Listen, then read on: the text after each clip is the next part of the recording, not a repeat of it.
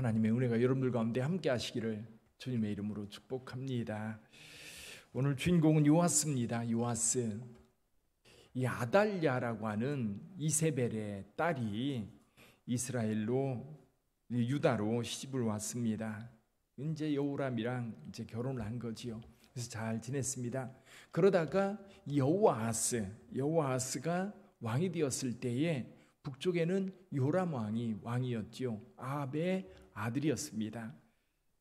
이 아합과 그 요람과 아하시아가 이제 전쟁터에 갔다가 이제 요람이 상처를 입고 이즈라엘에서 치료받는 동안 여호아스가 이제 문병으로 옵니다. 문병으로 왔을 때 그때 예후가 반역을 일으켜서 이 두 왕을 다 죽이게 되지요. 그리고 이제 예후가 사마리아에 있는 그 요람의 아들 모두를 다 죽여서 결국 이제 북이스라엘의 아합에게 속한 자들이 다 진멸을 당합니다. 그런데 여호아스의 그 아들들, 왕자들이죠. 왕자들 역시 다 죽임을 당합니다. 그러니까 아달랴가 자기 아들들이 다 죽임을 당한 것을 보고 어떻게 하느냐면 유다에 있는 예루살렘에 있는 다윗에게 속한 왕족들을 다 죽여요.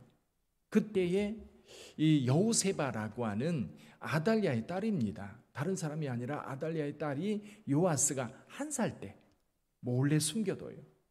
침대 밑에 숨겼다가 성전에 데리고 와 성전에서 6년을 키웁니다. 7살 때 이 여호세바가 그러니까 이 요아스의 고모가 되는 거고요.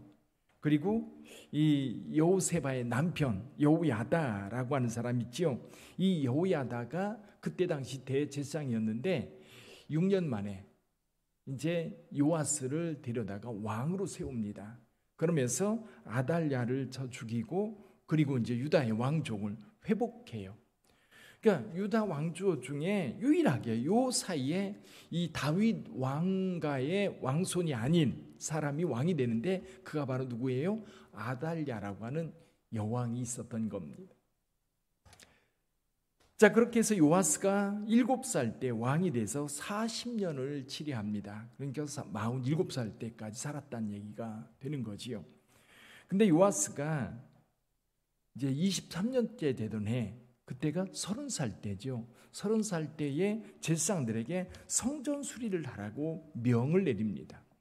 이제 30살이 됐을 때 여러분 가만히 보면 요아스가 여기 여호야다라고 하는 제사장이 있는 동안에는 선을 행했다. 그렇게 이야기합니다. 여기 2절에 보면 요아스는 제사장 여호야다가 그를 교훈한 모든 날 동안에는 여호와 보시기에 정직히 행하였으되. 여러분 이 대목에서요 누가 후견인이냐 누가 함께하느냐라는 것이 굉장히 중요합니다. 선한 마음을 가지고 있는 사람이 후견인이면 그 사람도 선합니다. 그런데 후견인이 악한 사람이면 당연히 여러분 이 어린 사람들 자기 어떤 결정권이 없는 사람들에게는 악을 따를 수밖에 없는 거예요. 요아스 같은 경우는 아직 어려서 분별력이 없을 때에 여호야다가 후견인이 되어서 요아스를 보호하고 요아스를 잘 가르쳐서 그로 하여금 옳은 길을 가게 했던 겁니다. 그런데 성전 수리를 명합니다. 이 성전 수리라고 하는 것은 제사장들이 담당하지 않습니다. 물론 제사장들도 소소하게 성전을 수리하고 관리를 하겠지만 실제로 성전을 건축하는 일 그리고 성전을 대대적으로 수리하거나 다시 세우거나 하는 일은 왕의 몫입니다. 왜냐하면 성전을 건축할 제사장들이 진 게 아니거든요. 다윗이 준비하고 솔로몬이 건축을 했어요. 그럼 이때까지 벌써 수백 년이 지난 겁니다. 그러니까 이제 수리할 곳이 많이 생기는 거예요. 벽체에 붙였던 것이 떨어지기도 하고 허물어지기도 하고 그런 모습을 보면서 왕은 그것을 수리하라 명했던 겁니다. 근데 왕이 왜 성전 수리를 명했을까? 이거예요. 그럼 뭐냐면 왕으로서 지금 어렸을 때부터 여호야다가 130년을 살면서 요아스의 후견인으로 역할을 해왔어요. 그럼 역할을 해왔는데 이제 나이가 들으니까요. 요아스 왕이 이제 어른이 되고 청년이 되고 어른이 되고 30살쯤 되니까 왕으로서의 어떤 권위, 왕으로서의 위신, 왕으로서의 어떤 힘, 이런 것들을 이제 가질 만한 나이가 된 거예요. 스스로도. 그것 가운데 굉장히 중요한 것이 뭐냐면 성전과 관련된, 이 당시에는 이게 정치와 종교가 함께 가고 있었던 때입니다. 그러다 보니까 특히 이제 그 신전을 수리하거나 왕궁 이제 신전을 수리하거나 신에게 제사를 하거나 이런 것들은 왕권을 세우는 데 있어서 굉장히 중요한 도구예요. 그러니까 성전 수리한다고 하는 것은 요아스의 의도가 뭐냐면 여호야다의 영향력에서 벗어나 스스로 왕으로서의 어떤 왕권을 강화시키겠다라고 하는 의도가 있는 겁니다. 그런 의도로 이제 명했는데 제사장들이 말을 안 들어요. 아마 말을 다 안 듣는 이유 중에 아마 이 요아스의 조금은 불순한 그런 의도를 봤거나 아니면 제사장들이 여호야다를 중심으로 해서 그 권한이 너무 커서 왕을 무시할 정도로 제사장들의 권한이 커져 있을 가능성도 있습니다. 어쨌거나 제사장들이 말을 안 들으니까 요아스가 책망을 하면서 제사장들에게 그런 얘기를 해요. 너희가 오늘 받지 마라. 그런 게 제사장들도 여기 8절에 보면 제사장들이 다시는 백성에게 은을 받지도 아니하고 성전 파손한 것을 수리하지도 아니하기로 동의했다 그랬습니다. 무슨 얘기냐면 왕 당신이 하십시오 이거예요. 이 말 속에서 제사장들과 지금 요아스 사이에 굉장히 불편한 관계에 있다는 것을 알 수 있습니다. 제사장들이 왕의 명을 따르지도 않고 그리고 이제 돈도 받지 않겠다라고 하니까 이제 성전 수리하는 것도 왕이 알아서 하세요라고 된 거예요.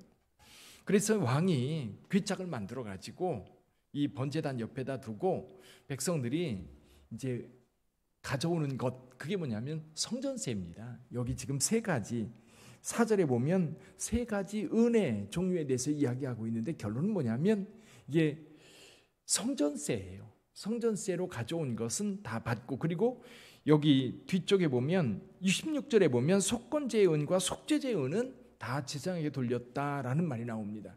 그러니까 여호와께 드리기 위해서 가져오는 제물은 제사장들에게 다 돌렸고 성전에 드리는 성전세는 다 왕이 받아가지고 그걸 가지고 성전을 수리하는 데 사용했던 겁니다.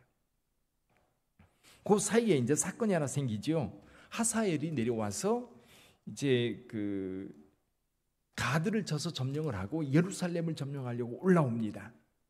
그때에 요아스가 모든 왕들이 드렸던 그 보물들을 다 거두어 가지고 하사엘에게 보내니까 하사엘이 예루살렘을 지나 이제 다메섹으로 돌아갔지요. 그래서 위기 가운데서 건짐 받았습니다. 그런데 여기 이런 얘기가 나와요. 20절에 보면 요아스의 신복들이 일어나 반역하여 신라로 내려가는 길가의 밀로궁에서 그를 죽였다. 근데 요 이야기에 대해서 역대하 24장에는요 자세하게 나오고 있어요. 그러니까 요아스가 여호야다가 이제 나이가 많아서 죽습니다. 여호야다가 죽은 후에 다른 사람들의 이야기에 귀를 기울이기 시작합니다. 그게 누구냐면 우상 숭배자들이에요. 그래서 역대하에 보면 이 요아스가 아세라 목상과 우상을 섬기기 시작합니다. 이것 때문에 여호야다의 아들이었던 스가랴가 이 요아스를 책망합니다. 이 소리를 듣기 싫었던 요아스가 이 스가랴를 돌로 쳐 죽여요. 이 사건에 대해서는 예수님께서도 말씀하셔요. 자, 이게 의로운 자를 요아스가 돌로 쳐 죽이는 이 사건 이후에 아마 제사장들과 예수님 사이에는, 여기 요아스 사이에는 굉장히 불편한 상황에 있었고 결국 이 스가랴나 여호야다의 친밀한 사람 중에 일부, 여기 이름이 기록되어 있는데요. 이 쳐서 죽인 신복의 이름은 시므아스의 아들 요사갈 그리고 여호사바드다 이렇게 명했는데 이 사람들은 나중에 아마샤가 자기 아버지 죽인 그것으로 인하여 이 사람들을 처형합니다. 결국 요아스를 가만히 보면 여호야다라고 하는 사람이 후견할 때는 정직하게 행합니다. 근데 그 후견에서 떠나니까 돌변한 거예요. 이제 이 모습을 생각하면서 좀 고민이 많은 거예요. 저도 생각해 보면 이런 거예요. 후견인이 있을 때는 잘 가다가 후견인이 없어서 이제 자기 스스로 서야 될 때에 오히려 이 여호와를 믿는 신앙을 지켜가는 게 아니라 그동안 계속 후견을 받았던 그대로 가는 것이 아니라 후견했던 사람에 대한 반발 또는 후견에서 이제 자유로워지니까 이제 내 맘대로 하겠다라고 하는 이것이 악으로 흘러갔던 거예요. 악으로. 그러다 보니까 결국 요아스는 이제 그 의인이었던 스가랴를 쳐 죽이는 사건이 벌어지고 그리고 결국 이제 신복들에게 살해를 당하는 그래서 불명예스럽게 죽게 되지요. 근데 여호야다는요 제사장임에도 불구하고 왕실의 묘실에 들어가요. 그러니까 요아스가 왕으로 있는 동안 여호야다는 자기 욕심 내지 않습니다. 왕을 잘 보필하고 잘 도왔던 것을 신복들이 그리고 주변 사람들이 다 알았던 겁니다. 왜냐하면 그 가족이 요아스의 생명을 구원했고 그리고 요아스를 왕으로 세웠고 그리고 요아스가 왕으로서의 역할을 하도록 끝까지 도왔기 때문에요. 스가랴가 나중에 여호야다의 아들이었던 스가랴가 나중에 그렇게 얘기합니다. 이 여호야다가 당신을 도운 그 은혜가 이거냐? 그 뭐냐면 여호야다가 죽고 나니까 우상 숭배에 빠지고 그리고 제사장 여호와의 성전을 무시하고 제사장들을 외면하고 그런 모습들을 보면서 스가랴가 하나님의 말씀을 전하거든요. 근데 그 소리가 듣기 싫었던 요아스는 결국 스가랴를 죽이고 결국 살해당하는 이 불명예를 안게 되었던 거지. 저와 여러분들도 신앙생활을 하면서 주변 사람들의 주변에 좋은 믿음의 사람들 두는 것은 정말 필요한 것 같아요. 주변에 누가 있느냐에 따라서 사실은 우리는 영향을 많이 받아요. 물론 가끔 주변에 어떤 사람이 있든지 영향받지 않는 사람들이 있긴 있지만 인간이라면 주변 사람들에게 영향을 받을 수밖에 없어요. 그러니까 여러분 믿음의 교제가 정말 중요합니다. 그래서 여러분 주변을 둘러보면 내가 누구와 가까이 하고 있는가를 보면 여러분의 믿음도 그 사람들에 따라서 믿음의 정도가 올라가기도 하고 내려가기도 해요. 그래서 우리 옛말에 친구 따라 강남 간다는 이야기가 틀린 말이 아닌 거예요. 같이 어울릴 수밖에 없는 거죠. 그래서 저와 여러분들이 신앙생활 할 때에 믿음이 좋은 사람들과 가까이 해야 합니다. 그래 나도 영향을 받는 거예요. 자 그러면 이런 경우에 자 믿음이 가까이 있던 사람들이 이제 뭐 하나님 나라에 먼저 가기도 하고 또 교회 어떤 뭐라 그럴까요 구조조정이나 이런 것들 때문에 이제 따로 일을 그 사람이 늘 같이 있었는데 좀 다른 분야의 일을 하고 나도 이쪽 분야에서 일을 해서 같이 접촉하는 면이 좀 떨어질 수 있어요. 그럼 저와 여러분들이 믿음 안에서 승리할 수 있는 비결이 뭐냐면 그 사람 통해서 배운 것을 그대로 실천해 가는 거. 지금 여러 왕들을 보면서 왕들이 망하는 이유, 예후 같은 경우도 예후가 훌륭한 왕으로 인정받지 못한 이유가 뭐냐면 자신의 왕권을 먼저 생각하는 거예요. 요아스도 마찬가지예요. 하나님의 의를 이루고 하나님의 법을 따라서 하나님께서 내게 주신 직무를 어떻게 수행할까? 그게 누구예요? 다윗이나 솔로몬이거든요. 처음에 솔로몬 같은 경우도 하나님께서 주신 이 왕권을 어떻게 사용할까? 하나님의 뜻을 어떻게 이룰까 고민할 때 하나님은 그들을 높여주었던 거예요. 근데 예후도 그렇고 여기 요아스도 그렇고 하나님께서 그들을 세웠어요. 그리고 그들로 하여금 하나님의 뜻을 따라 살도록 기회를 줬어요. 근데 요아스도 엉뚱한 데로 빠져서 결국 살해당하는 이런 수모를 겪게 되었던 이유나 예후가 훌륭한 왕으로 끝까지 남지 못했던 이유가 뭐냐면 자신의 왕권에 대한 애착인 거예요. 그리고 믿음이 연약한 거죠. 하나님이 세웠기 때문에 하나님께서 끝까지 지켜줄 것을 믿고 하나님의 뜻을 이루려고 했다고 한다면 이런 운은 없었을 거예요. 근데 이제 여호야다가 죽고 난 다음에 이제 다른 사람이 자기를 무시할 것 같은 그런 생각 때문에 성전 수리하는 일 그리고 적극적으로 이제 자기 왕권을 위해서 다른 이야기를 들어가다 보니까 결국 망하는 거예요. 하나님께서 나를 왜 왕으로 세웠을까? 하나님께서 왜 나를 구원해 주셨을까? 하나님께서 왜 나를 권사로 세웠을까? 나를 왜 집사로 세웠을까? 오늘날 하나님께서 나를 불러서 왜 하나님을 알게 하셨을까?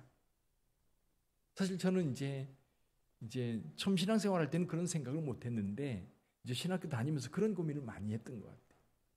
물론 저와 여러분들이 세상에 유능한 그리고 훌륭한 그 역사에 남은 인물들처럼 훌륭하게 쓰임받지 않는다 할지라도 아주 작은 곳에서 모여 있는, 그래서 작은 등불 하나하나 모여서 큰 불이 되듯이 우리 한 분 한 분이 하나님의 은혜에 대한 감격과 감사를 가지고 우리 하나님께서 나를 통해서 무엇을 이루기를 원하실까 고민하면서 가면 우리는 결코 죄에 빠지지 않고, 그리고 이 요아스나 예후처럼 엉뚱한 데로 빠지지 않습니다. 오히려 우리 믿음을 굳게 지켜가고 그 믿음의 길이 복된 길이 되는 거예요. 저는 그런 생각이 들어요. 오늘 요아스를 보면서도 우리에게 주은 이 복된 일, 이 복된 길, 그래서 끝까지 이 복을 지켜가서 끝에서 하나님의 영광을 봐야 됩니다.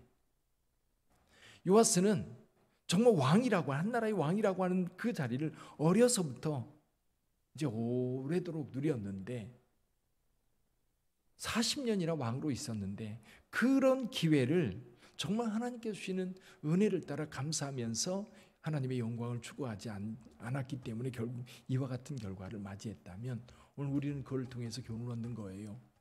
오늘 우리는 끝까지 주님 앞에 감사하면서 그 은혜를 따라 주께서 기뻐하시는 것이 뭘까 고민하면서 그것에 헌신해가는 저와 여러분들이 되기를 바랍니다. 기도하겠습니다.